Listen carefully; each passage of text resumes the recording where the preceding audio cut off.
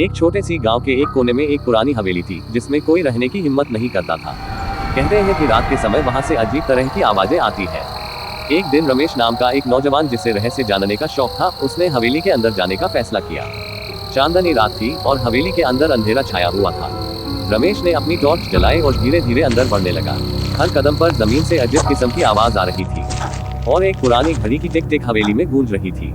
जैसा ही रमेश एक पुराने दरवाजे के पास पहुंच गया, दरवाजा अपने आप खुल गया। अंदर एक कुर्सी थी जो धीरे धीरे हिल रही थी, जैसे कोई उस पर बैठा हो। रमेश की सांसें तेज हो गईं, पर उसने हिम्मत बनाए रखी। उसने टॉर्च की रोशनी कुर्सी की तरफ डाली और अचानक एक ठंडी हवा का झोंका आया और कुर्सी के पीछे एक साया जैसा कुछ दिखा। उसने पूछा, कौन है वहाँ? उसे एक हल्की सी हंसी सुनाई दी और फिर एक औरत की आवाज आई, तुमने मुझे जगाया क्यों? आवाज को सुनते ही रमेश ने उल्टा भागना चाहा, पर दरवाजा बंद हो गया था। जब सुबह लोग आए, रमेश वही कुर्सी पर बैठा था और उसकी आंखें खुली थी और वह एक भी शब्द बिना बोले बैठा था।